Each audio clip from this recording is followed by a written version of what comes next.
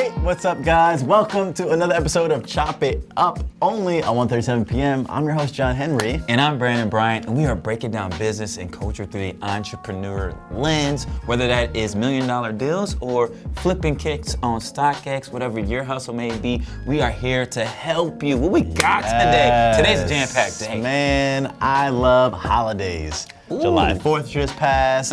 Before that, we had Memorial Day. Yay. But my favorite holidays are consumer fabricated holidays like Prime Day. All right, and anything you can do, I can do better. And Amazon can do any damn thing that they want. Yes. So they just created their own holiday roughly about 5 years ago where they put on sales of about anything, right? The Echo Dot. Right now there's a crock pot, which is the #1 seller. And I think, guys, could be good for their economy. I don't know. Well, just think about how much power these Fortune 100 companies hold when you're so big that you can literally create a national holiday. And it's on crazy. top of that, it's working. It's generating an incredible amount of sales for them within a very short period of time. But I wonder what that says about the general state of spending in the U.S. economy. Does that mean that people are too much looking for bargains and so we wait to spend for big holidays, or do you think that Amazon just has a way to get extra money out of people? Man, I think that's a great question, man. And honestly might be through experience, convenience, and just like content, storytelling. Because actually right now you have SZA and you have Taylor Swift, you have X, Y, and Z person doing free concerts for Amazon and being streamed on Amazon Video right now. If you go to Prime Day on Amazon, they literally have they have people telling you about all the hottest sales right now, live, and everything is Taylor Swift telling people to buy shit. And everything is bundled with an Echo Dot because they're gonna listen in on you and check out every single thing. And then let's think about offline, off of Amazon. You have all these ridiculous publishers,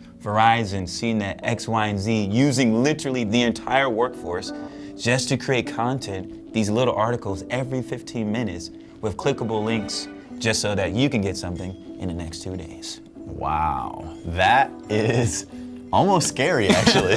That's a little scary. So that's why I said the storytelling. I think the storytelling is a big thing. Storytelling and convenience. If you already have Amazon Prime for $99, loss leader most likely, to get things 2 days in advance, and then now they're slashing everything by 50%. We just looked at a TV it's a 50-inch TV for $250, including the Amazon Fire Stick.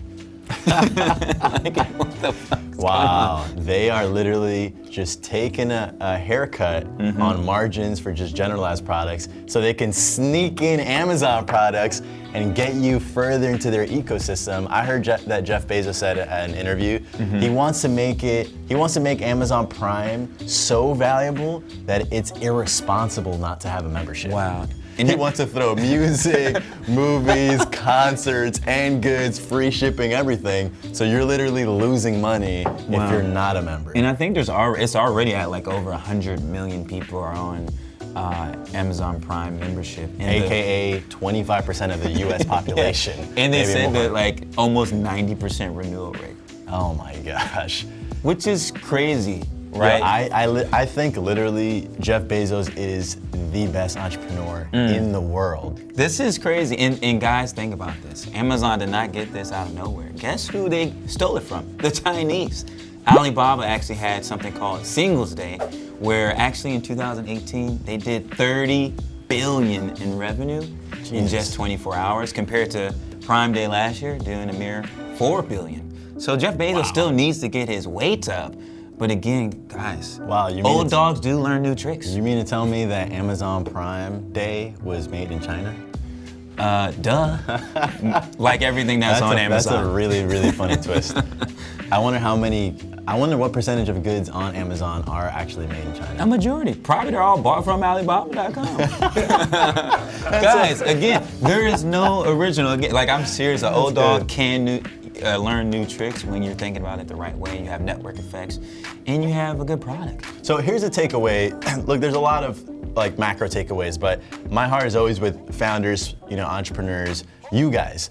So for me, I quite love that they created a lot of buzz around a particular day. Now, you might not have the budget to create a national holiday, but you can create a little buzz around something regional, something topical, something trending, what have you, that aligns with your brand. Or the anniversary of your company, right? That's this a is low-hanging our fruit. 1 year or a 5 year or a 10 year. Do a big holiday around that. So if you're building a small business or a brand, try to create an event, a lot of buzz around it, storytelling, and also create scarcity. If you notice, Amazon Prime Day is really just 2 days, and people line up around the block for these time-sensitive, really scarce deals. So that drives demand. That's that classic supply and demand rule. And if you can't do that, just ride the heels of it, just like Target and Walmart, who are also doing their own day around Prime Day. Guys, Wow. it's not rocket science. Go with the flow of the game and just put yourself where you need to be, all right? Put me in, coach. Put them in. Put me in. So the cannabis industry, hot as ever, still largely up for grabs, highly fragmented. There's been no Coke or Pepsi that has emerged out of the weed space, but guess what? 2 players have just made their debut on the green. You know, Martha Stewart recently just got in here. Snoop Dogg. Seth Rogen. Snoop Dogg ain't no stranger to the cannabis space. Ain't no stranger to the green, okay? The gas.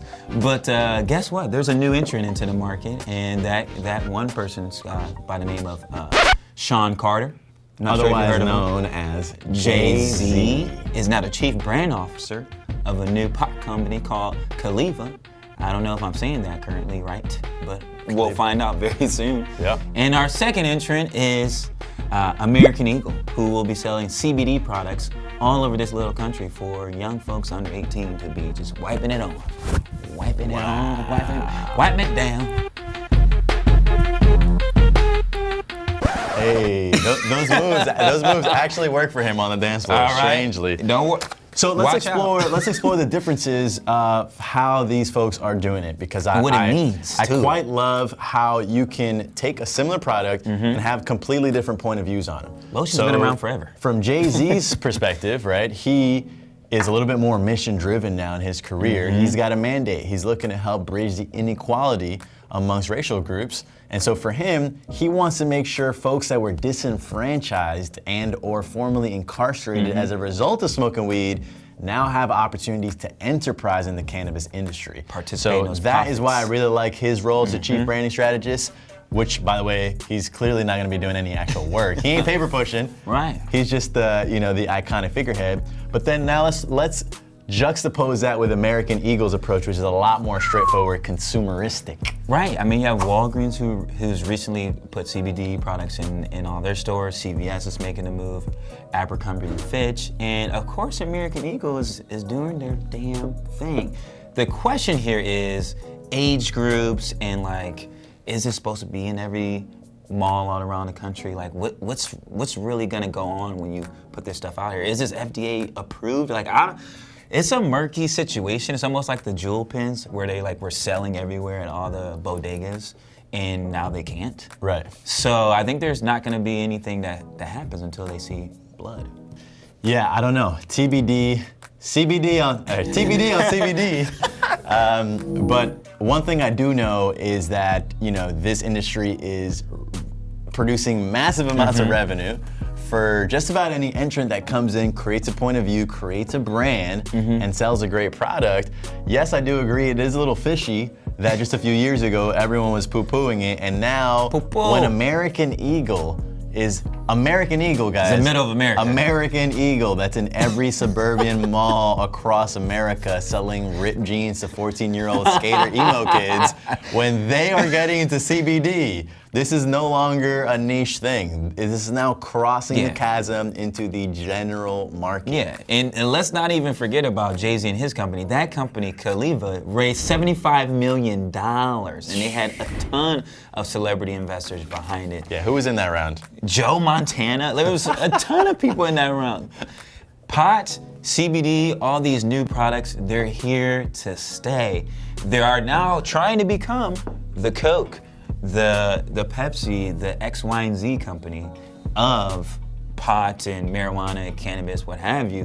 And folks, you might want to jump into this. There's going to be a lot of profits. I've seen, I think in some of the research, it's about to be somewhere around $2 billion in sales in CBD products alone this year, but it's slated to be almost $16 billion by 2025. Touching for a moment on JayZ's behind the scenes activist approach to business. I mean, guys, he is under the radar, but let's not forget when 21 Savage was in jail, he was helpful there. When Meek Mill was jailed, he spent a few $1 million bailing him out. Just in general, JayZ has shifted from the rapper to the godfather of the culture. And it's no different in the cannabis space. He's making sure that folks who were formerly incarcerated for smoking weed, which we probably know a few ourselves, AKA might have even been one of us. Ooh. No, I'm kidding. But Hove is making sure that folks who were formerly incarcerated for smoking weed, i.e., there's massive amounts of people, hundreds of thousands even, if not millions, that get jailed for petty crimes like smoking weed. That's right, rolling a joint, the same thing that's now being commercialized and packaged and sold to you with hip hop lingo for your marketing campaigns, was formerly causing people to essentially screw up their entire trajectory of their lives, because after you get jailed, it's much harder to get a job, it's much harder to get back into school, it's just much harder to reintegrate back into society, period. So JayZ is making sure that his CBD and cannabis company is positively affecting those who were once negatively impacted. Yeezy, just jumped over Jumpman? Well, not yet, but it's close. Guess who's catching up to Air Jordan? Young Kanye West is making a ton more money on shoes than he is on selling beats. It's to a cool $1.5 billion in sales for Yeezys compared to Jordan at about $3 billion. I mean, the guy's getting close. Man, forget getting close. I mean, to me, Kanye's already won. We took a guy whom initially was just a producer and then was a quote producer rapper, broke the mold, entered this space, continually pushed bounds, and once he kind of plateaued in music, he moved over into fashion. Everyone said, dude, what are you doing? You can't do this. Instead of him being a producer rapper, now he's just a rapper designer. And he continually pushed the mold. Remember just a few years ago when he tweeted at Mark Zuckerberg to give him $1 billion because he was $53 million in debt? That he incurred that debt trying to launch Yeezy. What was the end result? A few years later, $1.5 billion in sales. In 1 year. Let's explore how he does this, guys. He does surprise drops. Almost no anticipation, almost no heads up. 40,000 pairs of sneakers a drop. Sold. Within minutes. And they're averaging between $200 to $400. And they, all you have to do is a select amount of drops. I mean, the business model makes sense. It's driven by scarcity. Wow. Is it fair to say that Supreme and Yeezy by itself created this whole secondary market of being a hype beast? I'm not sure. I will admit, I only wear one pair of sneakers, and that's Greats. Here we go. Greats gang all day. But I absolutely love what Yeezy's doing because he brought a completely new aesthetic to the space. Just like how he did music, by the way. In music, he came in with the pink polo in the backpack when everyone was on gangster rap. The Louis Vuitton, Don. And then on Graduation, he teased out a sound that he more fully embraced on 808s and Heartbreak, which is that synth pop.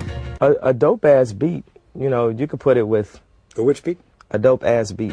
Which, by the way, paved the way for emotional rappers like Drake. Auto-tune me. And now in design, he's doing the same thing. He did a completely different style of silhouette.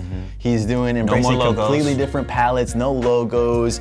I mean, what the man is able to do is remarkable, and I'm glad that the success is translating in the sales department. All right, folks, it's time to break down the business of Kanye West. This year, he's coming in at number 3 on the celebrity list by Forbes with 150 cool million, the highest he's ever been and the most money he's ever made.